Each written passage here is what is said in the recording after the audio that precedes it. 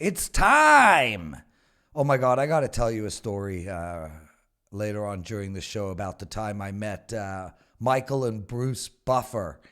It reminded me because that's how I started the show. I'm the Prez, Lawrence Presman, and this is the NFL Presidential Address where we take apart every single game on the board. And I am lucky and honored, privileged and thrilled to have Ralph Michaels join us. Ralph, what's up, my brother? You know, Prez, there's a few days in a person's calendar year that he gets excited about, and some people may think it's Christmas, and some people may think it's Easter, and you may think it's Hanukkah, or I'm not quite sure what the Jewish holiday is that you're happy about, but mine is the first day of college basketball, so I am ecstatic that is here. Yeah, congratulations on all the sales you've made, dude. I mean, it's really unbelievable, and you know what? You deserve it. You're so good at college basketball. You're so good all the time at it. I'm so proud of you. Again, you know, it's a lot of work, and it's changed. You know, we're not going to talk basketball here on this segment because it's NFL, but, you know, before you used to be able to use Ken Palm to beat Vegas numbers early in the year. Well, now Vegas uses Ken Palm's numbers, so you're actually handicapping against them. So you put in the work, and Vegas isn't sharp with their early season college basketball numbers. They're happy just to get equal money on both sides, make a few dollars, and move on. So hopefully we get off to another great start this season. He's Ralph Michaels, the best college basketball expert on the planet, but a really good college football better as well. And I think you had a 5-unit play on the under in the Florida game this past Saturday. Is that correct? It was Florida State, Miami. Yeah, we're talking two bad offenses and two good defenses, and that happens often in November, Prez. You get into teams that have played weaker non-conference schedules, and you get into teams that are familiar with each other. They slow the pace down because they have more pressure on them to try to get those bowl wins. And, you know, we've seen Florida State's offense just be anemic. I never thought they would be that bad. Miami actually played better than expected, but a win's a win. You know, it was a rare weekend. I had a 5% too in the NFL. Unfortunately, that was on the Cleveland Browns, who have been pathetic. Well, we're going to talk about them in a little bit. Guys, what we're doing this show is we're going to start with some trends for the NFL upcoming week. We're also going to then do primetime games, early games, late games, and if there's any money line, survivor, or teaser picks we want to give out. Before we get into the show, I just want to make mention that I will be away in Las Vegas. I'll actually be playing poker at the Venetian Thursday, Friday, Saturday, Sunday. If anybody wants to say hi to me or whatnot, just tweet me, and I'll be around. Puck Time, Carmine Bianco is going to be hosting it, and the Betting Edge, our daily betting show, will be hosted by Joe Ranieri. As well, the College Football Betting Show, which is the most watched show I do every week with Dave Koken and Teddy Covers, is already up. You can find it at Wager Talk TV, our YouTube channel. And Ralph, I don't know if you're noticing this, but man, our YouTube channel, as you know, is taken off completely. And now some of our competitors are literally following everything we're doing. They're taking our titles, our meta tags. They're putting shows together that are similar to ours. And you know, dude, I mean, originally one of our staff out in Detroit were like, oh my God, blah, blah, blah. It's so upsetting that they're copying all of us. Kudos to them, man. I mean, look, we are the trendsetters. We're the largest handicapping company in this industry. We dominate social media. And I respect the fact that they are looking up to us and stealing what we're doing. I would do exactly the same thing if I were them. Imitation is the highest form of flattery. Is that the way it goes? Blowjobs are probably the highest form of flattery, but okay, imitation will work. I'll leave that to you and to whoever you're hoping you get that from, Press. Oh, my beautiful woman, Vivian, who made an appearance today on the Betting Edge with you. Let's get to it, dude. Let's talk about some trends for this coming week in the NFL. Well, let's talk about some teams with a bye week on deck. You know, often we talk about how teams do off a bye, but do teams play differently with a bye game on deck? Well, if you are playing a division road game and you have a buy on deck, since 2010, you've actually gone 29-13, 69%. Now listen to this simplifier or tightener. If you are a division road team with a buy on deck and the lines are between the 5.5s, so you're less than a 5.5 point favorite, more than a 5.5 point dog, you've gone 23-4 against the spread since 2010. That this week is Seattle against San Francisco. That next week is Arizona against San Francisco. San Francisco playing back-to-back games where a team has a bye on deck after them. How about since 2001, teams that won their game before a bye and now they're an away favorite of 3 or more? Well, if you remember, we talked about this last week, and it was the Dallas Cowboys. They won and covered. The angle now 41-13. There's another team it applies to this week. It's the Rams against the Steelers. Play the Rams. And finally, if you're an away dog of 2 or more points and you're off a game with 3 or fewer penalties, I don't know how you play a game with only 3 penalties with them calling penalties on every kickoff now, but if you play a very clean game and have 3 or fewer penalties, and the next week you're an away dog, you've gone 19-8, 70.4%. So it seems the clean game carries over from one week to the next. That's Buffalo against Cleveland and Minnesota against Dallas. He's Ralph Michaels, and this man has got more information than I've forgotten. I don't know. Is that the cliche? Before we get into the primetime games, let's talk about that crazy game last night real quick. We're taping on Tuesday. Dallas was on the road last night. They played the Giants, and I had over 47.5. And Ralph, there's a couple of things I want to talk about here. I put that play up the Wednesday prior, so about 5 days beforehand at 47.5. We got to 48.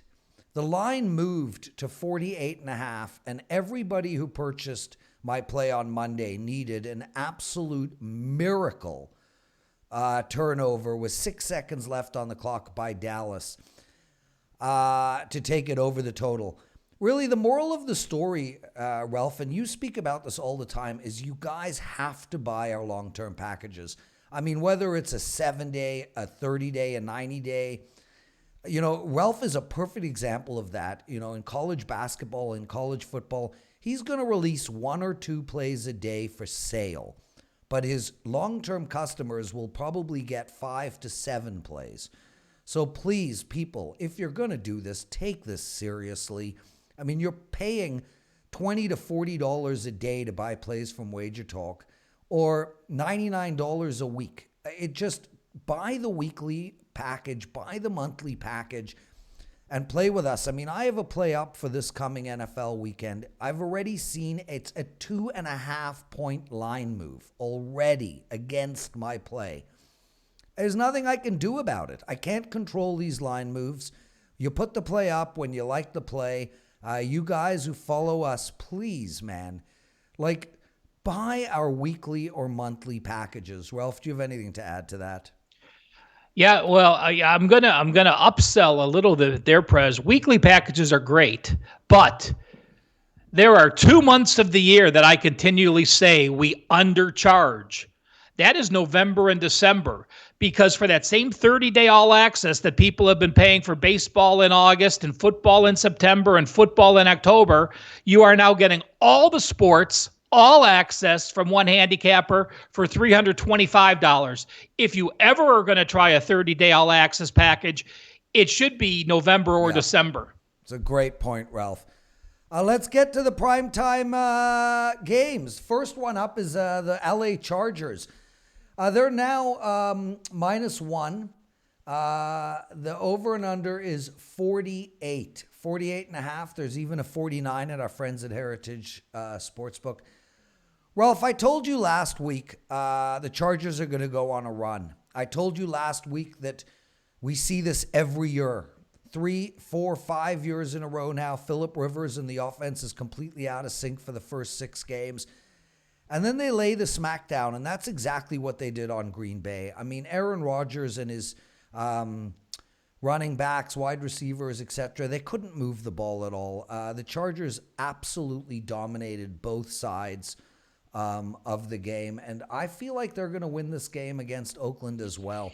I like Oakland. I like what they've done. Me and you spoke about it either today or a few days ago. This John Gruden coach, he's looking pretty good. I think they're a year ahead of schedule. With all that said, Oakland is the play for me here. I do also like the under as well. I think, what we saw what the Chargers. Prez, hold on a second there. You said the Chargers you said the Chargers earlier, then you just said Oakland's your play. No. Can you clarify? Yeah, sorry. I like the Chargers and I like the under. And the reason I like the under as well, Ralph, is we saw what the Chargers did to Green Bay. No reason they can't do that to Oakland. What do you feel about this game? I have a stat for your Chargers play, and we always know the Chargers go on the road and they always play well. Well, I've got some ATS numbers to support that. When the Chargers are on the road playing a team with a better record than them, they are 26-4 against the spread. That's unbelievable. Amazing. It is. Oh my God. And they're 4-5. Oakland's 4-4. So yeah, it's only a half game difference. But the Chargers have been money in this role when you don't expect them to win against a team. So with that being said, to me this game comes down to this: were the Chargers good or were the Packers bad? And I'm not sure I can answer that. I think it's a little bit of both. Course. But to me, it seems like the Packers were more bad than the Chargers were good. So with that said, it does concern me going back on the road. This is the same team that went to Chicago, only had 231 yards, went to Tennessee, scored 20 points, only scored 17 against Pittsburgh. I'm not sure all their offensive flaws are fixed.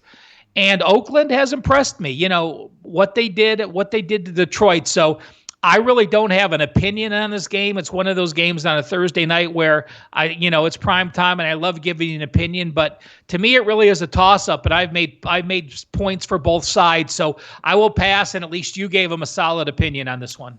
A really fun game on Sunday night. Dallas -3 hosting Minnesota with a total of 47.5. And, right off the bat, what jumps out to me is that high total.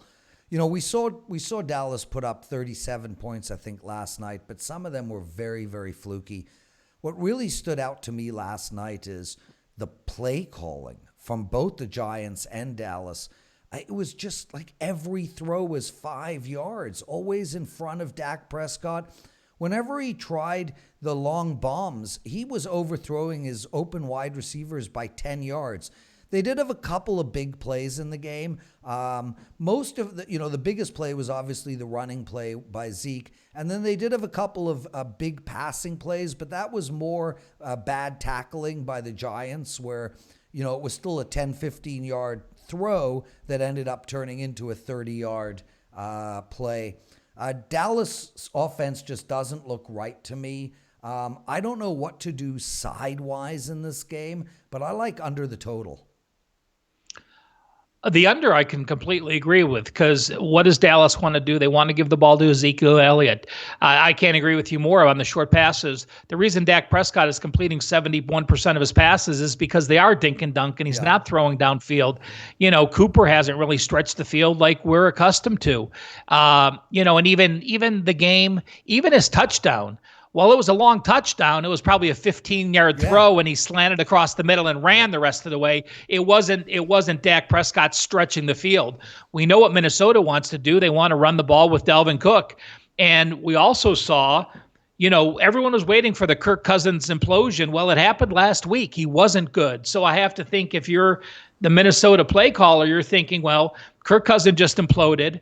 This was against a Kansas City defense. Now we're playing a Dallas defense, which is much better than that. I don't want Kirk to get in a funk before he play Denver and then go to Seattle. I'm going to run the ball. So completely agree with your under. I have a lean with the Dallas Cowboys. Seattle going into San Fran. I think the game of the week here. San Fran, the last team standing as an undefeated team. They're -6 against Seattle. And I mean, right off the bat, what jumps out to me is the line. It just feels high to me. We are seeing a historic season by Russell Wilson right now. Could you imagine if Russell Wilson had, Odell and Landry as his wide receivers, or Tyreek Hill and Watkins, or Kupp and Cooks, or whatever the case may be. Russell Wilson is just willing this team to win, and he's doing it week in, week out. I don't think Seattle is that great a team. I just can't lay 6 here in this spot with San Francisco. That's where I'm going, Ralph. Well, we'll see how much help is around the corner. Josh Gordon's cleared to play for him. And, Gordon didn't fit in. I think Gordon still has talents. I followed him closely when it was Cleveland. They gave him so many opportunities, and, he has some real issues. We'll see if he can get past those. But it's pretty sad to say, you look at Russell Wilson, he has a 22-to-1 ratio. And you probably couldn't name any of his wide receivers besides Tyler Lockett. That's how good he is. Why is he that good? Well, because Chris Carson's running the ball well, and he runs play action very well, and he's been running the ball as well. So when he sees an open, you have to spy. If you have to spy on a quarterback, that takes one of your defenders out of your pass defense. And that's exactly why Russell Wilson's doing what Russell Wilson does. He runs enough to make the defense keep a spy on him. That opens up the passing lanes, and that shows his success. The San Francisco numbers, if you look at them, you're going to say what? That can't be right. The 49ers are 3-14-2 as a home favorite. Now they're 2-1 this year, so they were actually 1-13 going in, but that's just some number to think about in your head. But we do know this. We know the Seahawks are 6-0-1 as a dog. We know this is a division game. We know that Russell Wilson has won a lot of close games with a lot of pressure. And we also know this, that Jimmy Garoppolo hasn't really even played with pressure. Yeah, they played the road game against the Rams, and they had 331 yards, but they got a lead, and they held the Rams to 7 points. Jimmy has not had to play in the second half in a close game yet this year. I think he's going to struggle if that's the case. So I do like Seattle here. He's Ralph Michaels. I'm the Prez. You're watching the NFL Presidential Address. We're going to get into the early games. But before that, I just want to give out a couple of promo codes for you all. Look, I'm on a 5-1 and a 27-12 all sports run. I'm on an 11-4 hockey run. I'm on a 5-1 and 10-3 NFL run. I'm 2-1 on the NBA season. I'm on a small run in college football over the last 3 weeks. Guys, you can get a week of my plays for $79. To give you perspective, I have a 5% play in hockey going on Tuesday night. That's $40 alone. So for $79, you can get a week of all my plays, every single sport. Head over to wagertalk.com. Use the promo code PREZ79. Ralph, Kansas City, Tennessee, tale of two different styles. We've got a high-flying Kansas City offense against an extremely conservative Tennessee offense. But that Tennessee defense is pretty vicious. They did not look good against Carolina this past week. But, it's one game. We all have those moments. Carolina 2 weeks ago went into San Fran and let 51 in. So we're going to see that from time to time. I still think this Tennessee defense is excellent. I feel like Mahomes is going to play. The line suggests he's going to play at Kansas City -4. Ralph, assuming Pat Mahomes plays here, I don't see how Tennessee can keep up with Kansas City. And I understand Kansas City's defense hasn't been good this year, but they have been much better of late. And now they have Chris Jones back in. Nice edge rusher for him. I just don't know how Tennessee can keep up, and I hate to be a square bear on this play, but it's Kansas City or nothing. I agree. Just a little bit. The funny thing I'll point out, Prez, is you talked about Tennessee's defense didn't perform well, giving up 370 yards and 22 first downs. If KC gave that up, they'd be dancing in the streets. They're allowing 370 yards per game on the season, and you said one game Tennessee's defense wasn't good, and it's the exact same number that KC's allowing. So it's perspective, like you said.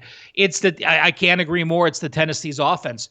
Tennessee's defense is allowing 339 yards per game. That's pretty good, but Tennessee is getting outgained by 53 yards per game. That's what happens when your offense is averaging 286 yards. You struggle. Yeah, there's been some very misleading games. That Browns game, when the Browns had 18 penalties, they scored 43 points. Besides that Tampa Bay game, they scored 27 points. They only had 246 yards. I don't care if Mahomes is back or not. I mean, Matt Moore has proven to me that in this offense, he's good enough. McCoy, the difference is McCoy's rushing for 5 yards per carry.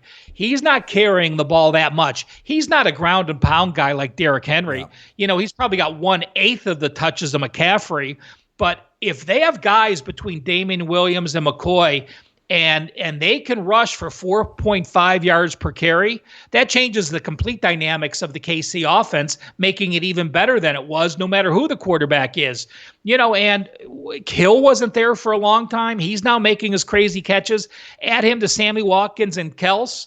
I agree that Tennessee will not be able to keep up with KC, and KC will be able to score on Tennessee. Yeah, KC will be able to score on anybody. Before we get into the Buffalo-Cleveland game, New England Patriots are on a bye this week. Last week I showed you my bet. It was, I proved that I bet Baltimore.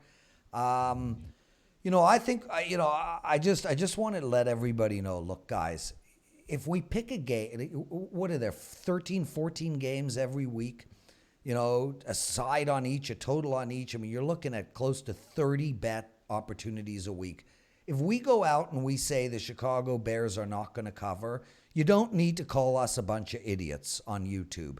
It's one game, and we might not even be betting the game. The venom that we read with these New England Patriot fans calling us out. Marco called Baltimore on Bet On It. Venomous comments. I called Baltimore on the NFL presidential address. Got ripped to shreds. I want an apology. I want it with a Goodyear blimp. I want a Goodyear blimp apology over Vegas on Friday. So for all you idiots who think New England is some unbelievable team. Hey, take that back. If you want an apology, then say for all our viewers and no name calling, okay? What did I say? Idiots? You said all you idiots, okay. Yeah. I love you guys, and frankly, I love you commenting because any comment helps us move up the ranking on YouTube. But anyway, the bottom line is, told you so. New England is not the same team that they were last year, the year before. Ralph, Tom Brady's arm looked dead on Sunday. Do you not agree? Yeah, you could say all you want, Prez. We talked about their historic bad schedule, the 5 games they played between the, Washington and the Jets and Miami. And with that said, their defense is playing well. Their offensive line is struggling. They don't have the same receivers. Tom Brady's not the same. With all that being said, and even with the loss to Baltimore, they're still probably going to be the odds-on favorite to win the Super Bowl. So, again, don't worry that we pick against you one day. It's what happens when we get to the playoffs if we're picking you or not, and if you advance or not. And I do not believe New England will win the Super Bowl, and I don't even believe their defense is that good. They finally played a bloody team. Finally. One team they played, and they were eaten alive. They were run on. Okay, this team's on a bye. Let's move on. Okay, I know. You're right. Good point. Buffalo, +3 going into Cleveland. Over and under is 40.5. The under jumps out at me as a play here. It's definitely on my short list. Last week I told you, I thought, and me and you both thought Cleveland was really going to go into Denver and turn their season around. That is just not the case. I don't know who to blame in Cleveland, man. I mean, this team is loaded with talent. Their defense is outstanding. They got a great front seven. They got a good secondary now. That they're not as injured. They've got maybe the best wide receiver tandem in football. They've got good running back. Is it Baker? Is it the O-line? Is it Freddie Kitchens, I don't know what it is, but I cannot play the side in this game. I don't believe in Buffalo, but I do believe in the under in every single Buffalo game. I was on under 36.5 in the Washington game. I cashed that ticket, and I'm likely going to be back on the under here, Ralph. I'm done with the Browns. As I said, I lost a 5% play on them last week. And the reason I said nobody in the NFL the entire season will play a tougher 5-game stretch than the Rams, Baltimore, San Fran, Seattle, New England. That's why I was on them against Denver. I thought they would finally be able to play against an opponent. They'd be able to move the ball. You watched them play. I mean, Denver was starting a first-time quarterback making his first start, and we can't tackle a tight end on a 75-yard pass play. I say we again because I'm from Cleveland and I grew up as a Browns fan, so that's where the we comes from. But to answer your question, Prez, the O-line's a problem. Baker Mayfield got all the smoke blown up his ass last year, came in cocky. All the commercials he's doing. I don't know how many times we watch him on a commercial during the NFL. But the biggest reason to me is Freddie Kitchens is both the head coach and the OC. The guy has never been an OC. He's never been a head coach. His entire experience is 7 games as an interim OC last year. So then all of a sudden he goes from an interim OC to being a head coach and getting named the OC. There's no way in hell he can handle double duty. McVay at the Rams can handle double duty. Belichick wasn't handling double duty for all the years. He took it back this year where he's now head coach and he's calling his own defensive coordinators. It is asinine that he's calling both. He doesn't know when to challenge. He lost his play calling abilities.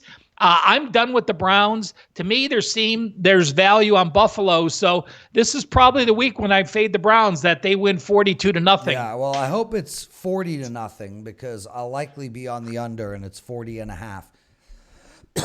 Arizona going into Tampa Bay, and we spoke about this game on the Betting Edge with Drew Martin, the Tuesday show. I like Tampa Bay here, Ralph. Look, Tampa Bay's schedule has been unbelievably hard. They've had one of the hardest strengths of schedules in the league so far, and they've really held up well. I mean, look, I get it. They're on a 3-game losing streak. I get it. They had a really tough loss against Seattle last week. But the bottom line is they're in every game they're playing. Their offense is outstanding. Their run defense is top 3 in the league.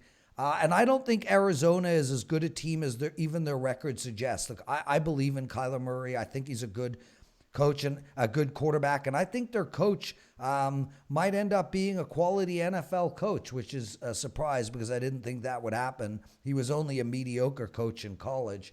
I like Tampa Bay here. I think, minus 4.5, Ralph, there's a lot of statistics out there that shows, any game under -6, just pick the winner. I think it's about 80%. If you pick the winner, you cover the spread. So I'm on Tampa Bay here. Well, I'm going to try to do 2 things and talk and do that, as you said. As we said earlier, I am on Tampa as well. You look at Arizona's wins. Arizona's wins have come against Cincinnati, Atlanta, and the Giants. They were able to rush in those games.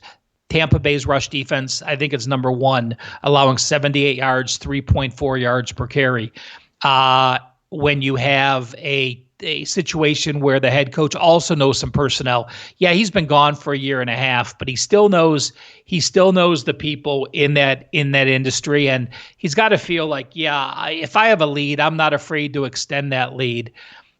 Prez, I'm looking at games where the line is between the 6s, and going back since 2014, when the line is between the 6s, the winner has won 992 times, and the ATS is 858. So anywhere between the 6s, that team has won outright 89.5% of the time, just to give you your numbers. Yeah, so I was right, although it's even better than what I said. And guys, that's probably the most important message that we can talk about on this show. I mean, just stop and think about what we're saying here. If the line is under 6, just pick the winner. And both Ralph and I like Tampa Bay. Ralph, the Giants against the Jets. the hell was play calling for the Giants against Dallas? What were they thinking? I mean, I was texting, you were with Marco, I think, at the time, and I was texting Marco throughout the night going, I don't understand this play calling. Like 3rd and 12, and they throw a 6-yard pass to a guy with 2 defense right on top of him. Like, what is he going to do? Break a tackle, 2 tackles?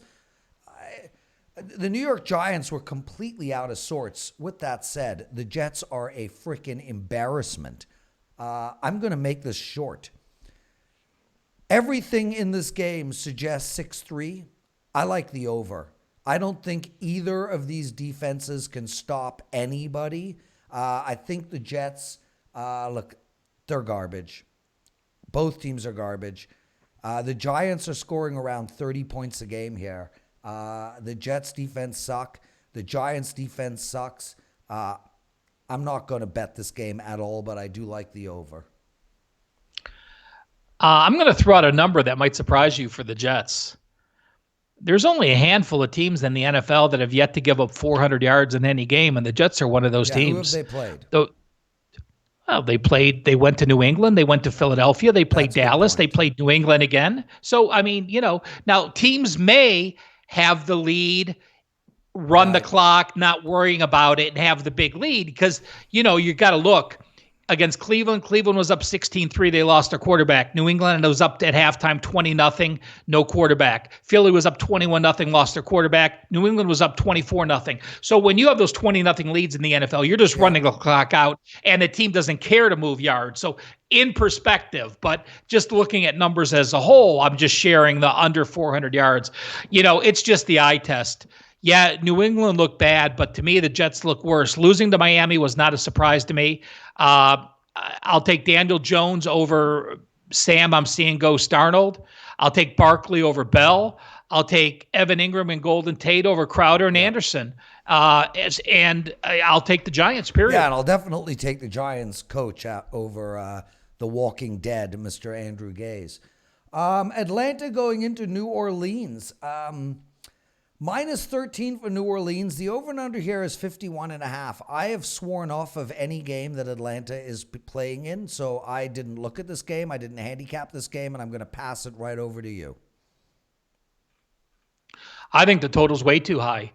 You're looking at a Saints defense that so far this year, in the last 5 games, has held Dallas to a season low, Tampa Bay to a season low, Jacksonville to a season low, and Arizona to a season low. That's when perspective matters. It doesn't matter how many yards you are. If you've held that opponent 8 games into a season low, you've done a hell of a job. And that's exactly what the Saints defense is doing. I don't think they care to embarrass a division rival. That's not a rival because they're falling apart. I don't like the side because I don't want to lay points in this division game. It doesn't mean anything. I think if you get the win, you're happy. If you're New Orleans, I would lean with the under because we haven't seen the Falcons offense move the ball enough. And if New Orleans has that big lead at halftime, they are extremely happy running Kamara and Murray. Yeah, no, it makes total sense, the under in that play. I just can't play any game that has Atlanta involved. Ralph, really quick, I just want to give out my promo, and then we'll do a scroll change because we've got Carmine Bianco on a ridiculous run right now. As I said, everybody, I'm rolling 27-12 all sports run. You can get a week of all my plays for $79. Use the promo code PREZ79. I'm going to do a scroll change at the bottom, and we'll talk about Carmine in a bit. Let's get to the next game, which is Baltimore minus 10 against Cincinnati with a total of 46.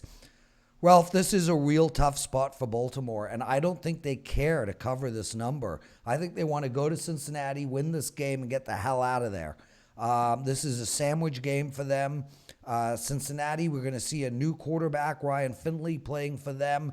We have no idea what he's going to do. I can't take Cincinnati in this game, but I don't like the spot for Baltimore. I can't take the under. I don't like the over. I hate to pass again, but I'm not going to be near this game. Well, you're passing, so I even hate to pass more. But you know what, Prez? Those aren't my exact sentiments. Ryan Finley isn't a quarterback coming in that was expecting to Right. play. Cincinnati thought they were going to be decent, and he was going to learn from Andy Dalton. So now all of a sudden he's not. So you don't know what he's been taking. As far as New England goes, I just looked this up before we went on the air, and I'm going to ask you a question, Prez. I'm going to put you on the spot, not to embarrass you, but just because this is my question on Twitter at CalSportsLV. You just beat the New England Patriots. There's been 17 teams that have beat them since 2014. The next game, are you in a letdown situation or do you play better off that win? I mean, listen, that's a very interesting question. And we talked about that with Kansas State when they beat Oklahoma a few weeks ago. Does it make you feel good? Does it give you the confidence and the swagger to continue a run? Ralph, I think there's a lot more factors in this. I think, are you on the road? Are you at home? Are you in a sandwich situation where you've got, New Orleans on deck and you're playing some piece of shit like Cincinnati? I don't really take that trend in isolation. I think there's more variables. But my guess is you're in a letdown spot after you beat New England. I would have thought that too. We both would have been wrong. Teams are 9-5 against the spread, 64.3%. And if I look at the away record, 1, 2, 3, 4, 4, 2, 5, 2, 5, 3, 5, 4, 6, 4 again on the road, and then 3, 1 at home. So again, we only have a 14-game sample size, but hey, at least if people follow me on Twitter, there's times when it's not a wow factor. But if I have that question, I think other Twitter followers will have the same question, and now you know the answer. Even if it was 8-8, I tweet the results so you know the answer instead of thinking or hearsay. The worst thing I hate is, I heard double-digit favorites are a bad bet in the NFL. Well, bullshit. I heard 200 favorites in baseball are a bad bet. Bullshit. Find out what the numbers are and then talk about it. Either help your play, don't make the play, or just continue on handicapping and ignore the information. Guys, I was just going to offer a show, Ask Ralph Anything, once a week, but then I remembered this is your 8th show on Tuesday alone, so that show will not be offered.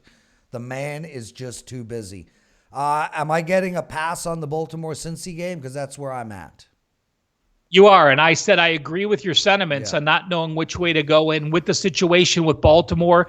Having Houston and the Rams and San Francisco on deck, it's a division rival, but it's not a division rival. Ralph, talk about a division rival that's not a division rival. Detroit is going into Chicago. This game is intriguing to me. I think Chicago is really bad. I think they're worse than Detroit. Yeah. I think their defense are pissed off and frustrated, and I think we saw that this past Sunday. I think in the first half, Mitch Trubisky, and I could be wrong here, but I think he was literally negative yards against Philadelphia. Not. What? Not. It was close. I'll just interrupt here and jump in now. I was about to tweet it. Philadelphia had a third down with 1 minute and 20 seconds to go. At that point, Chicago had 0 first downs and minus 10 yards. Philly didn't get the first down. They had a punt, and then Chicago got 2 first downs and gave like 22 yards. With 1.5 minutes to go in the first half, Chicago was down negative yards. That's almost impossible to do, but they can do it because they have the single worst quarterback I've ever seen. I mean, he makes Trent Dilfer look like Joe Montana. Detroit, they're just trying to learn how to win. This team is a year away, but I predicted on the show on the Betting Edge with Marco on Monday, I predicted Detroit to win the division next year. I think we're seeing a real interesting movement in culture from Detroit. We're seeing a team that just couldn't win, that are now in every game and losing them all at the end. They're going to correct that at some point. I think they're taking on Matt Patricia's personality. I think this Detroit team is for real. Next year, more so than this year, they've had a lot of tough luck this year, especially that Green Bay game. They had a tough ending to the Oakland game. But there is no way in hell I am laying points with Chicago. It's just, in order for Chicago to cover 2.5, they're going to need to score 3 points.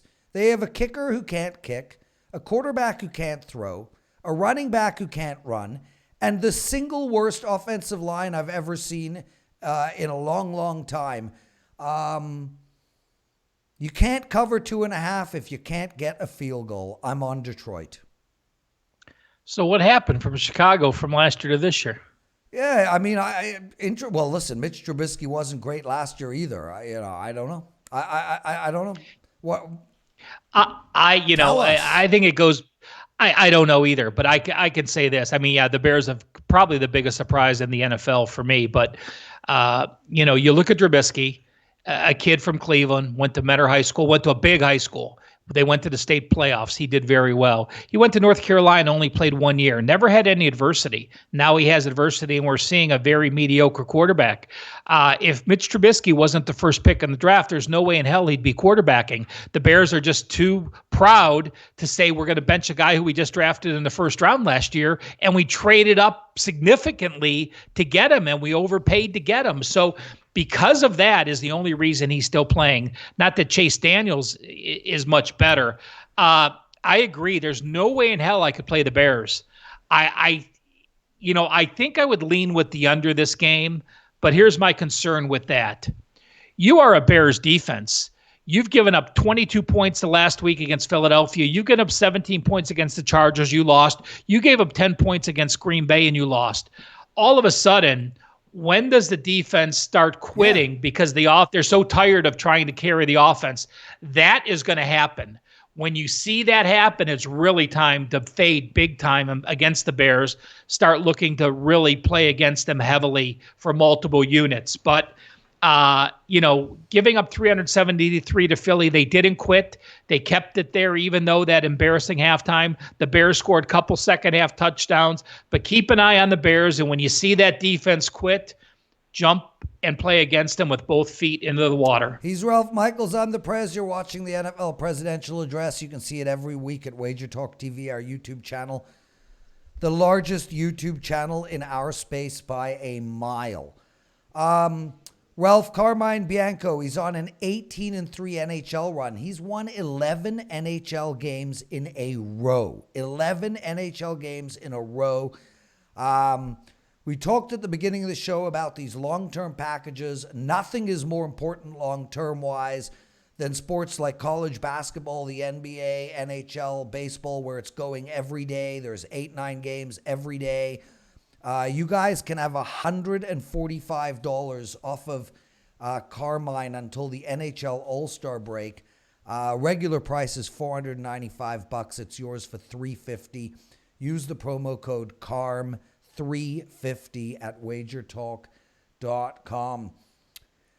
Prez, I have one thing to say on that. I did play Carm's hockey yesterday. And, hockey like baseball, obviously you have some big lines.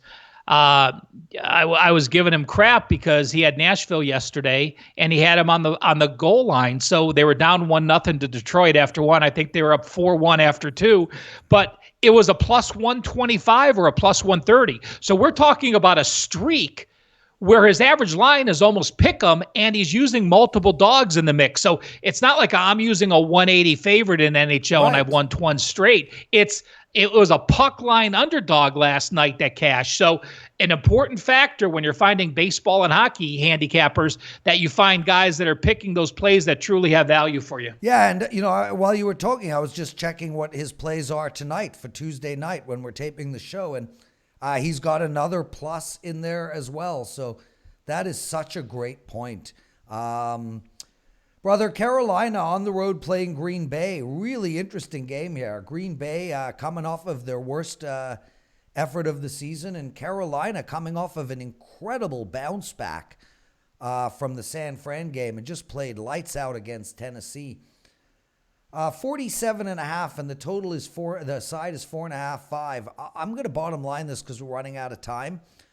I don't see how this isn't a field goal game. I don't think Green Bay is that much better than Carolina. I can see Carolina going in and winning this game. So I'm going to take the points and put them in my pocket and enjoy watching the game.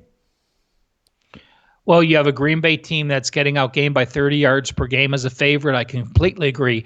It's a very tough spot. They were at Kansas City at the Chargers. They're home for this game. Then they have to go away for 2 more games to face San Francisco and the Giants. As long as McCaffrey stays healthy, he's the league MVP in my book. And, Cam Newton now is going on the IR. I heard that broke today, or maybe last night. So now they know they have Kyle Allen. Kyle Allen's going to be the guy. That's going to be a relief for Kyle Allen, not looking over his shoulder when he's going to get pulled or when he's going to get benched. So I think he can finally relax. The team now knows he's going to be your guy moving forward. I think that actually helps him. Miami, Indianapolis. Indianapolis minus 10.5. The total is 44. And again, I'm going to talk really quickly here. I like Miami in this spot. I don't like them a lot. I'm not going to bet this game. But I think Ryan Fitzpatrick, he's winding down, and one of the best backup quarterback careers we've ever seen. Just a perennial journeyman who really likes to win. This guy is willing Miami into the end zone single-handedly. We saw them win last week. I just, I need to see what Brian Hoyer is going to do. I need to see what's up with Jacoby's injury. I just don't like to get that type of points for a team. Indy's not blowing teams out here, Ralph. These are close games. This is not a scoring machine in Indianapolis. If they're up by 16, Fitz has the ball with 2 minutes to go. The back door is going to be wide open. I like Miami. Well, I hate agreeing with you all the time, Prez, but I guess, there's sometimes it's going to work. You look at Indianapolis' best performance the entire year, plus 55 yards. Yeah. That's it. And that was against Pittsburgh, where they got the yards because they were behind and move the ball late from behind. So when they have the lead, they're not there. Hey, the Dolphins are two different teams. Fitzpatrick's back. They're 4-0 against the spread the last 4 games. If you look at their yards per game, the Pittsburgh game, they got outgained by 146 yards. It was substantial in the second half, but the first half, they were competitive. This Miami team, first half against the Jets, 21-12 win. Pittsburgh, 14-10 win. Buffalo, 14-9 win. Washington down 3-7. Chargers, 10-7. Dallas, 6-10. Every first half. I'm going to play Miami first half. That's a great point, Ralph. You mentioned at the top of the show that you had a great trend on why the Rams will cover against Pittsburgh. And there's money coming in on, interesting because it came out at 3. It went to 4. It's now back to 3.5. We have a total of 44. I don't like either team in this game, Ralph. I don't see any reason to bet this football game. Well, I look at value, and I think there's value on the Rams. If you told me at the beginning of the year, the Rams team is going to go to Pittsburgh, and Pittsburgh is going to be without Big Ben, I'm going to make them a significant bigger favorite. You're coming off Atlanta, you're coming off Cincinnati, so we don't know what to expect. Prior to that, you had 3 straight losses. I think when you have a successful team that went to the Super Bowl, that even though the wins weren't impressive, they were a couple feel-good wins. You're now rested. The trip doesn't affect you. I think Pittsburgh's sliding by with a backup quarterback that's so-so. I don't think he has enough receivers. We know the Rams have cornerbacks to cover. You take Juju Schuster out of the mix, and you have no one to throw with. You have a rush defense allowing under 100 yards and under 3.6 yards per carry. I do like the Rams. He's Ralph Michaels. I'm the Prez. Ralph, money line bets, Survivor teaser. I'm still in my Survivor pool. I have not decided what to do here. I have New Orleans in my pocket, so I think ultimately New Orleans is just going to be the play for me this week. As far as a money line bet goes, Ralph, I like 3. We spoke about Buffalo at the top of the show. They're +3 going into Cleveland. No reason they can't win that football game. No reason Carolina at +5 cannot win that football game. And Ralph, let's be honest here. There's really no reason Seattle can't go into San Fran and win on Monday night. Yeah, I agree. The 2 that I had circled were Carolina and Seattle. Yeah, I got no teasers. I've really slowed down on the teasers, Ralph. I found, I've been really good at them over my career, especially 3-team 10-pointers. This year, I've been a bit out of sync with the teasers. So I'm passing on teasers completely. If you've got any, go ahead. Otherwise, I'll see you tomorrow in Vegas, brother. I don't, but Prez, that's lesson learned for our viewers. If something's not working, don't be afraid to shut it down.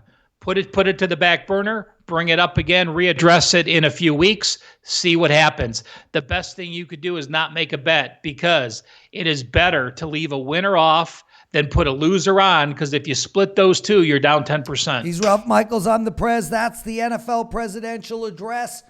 I'm in studio tomorrow, so if you guys watch our Wager Talk TV, if you guys are subscribers to our Wager Talk TV channel on YouTube, we do very professionally done videos out of the studio in Vegas. I'll even be wearing a blazer and a button down.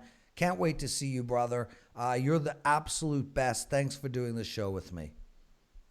Prez, thanks. Have a good trip in. We'll see you tomorrow.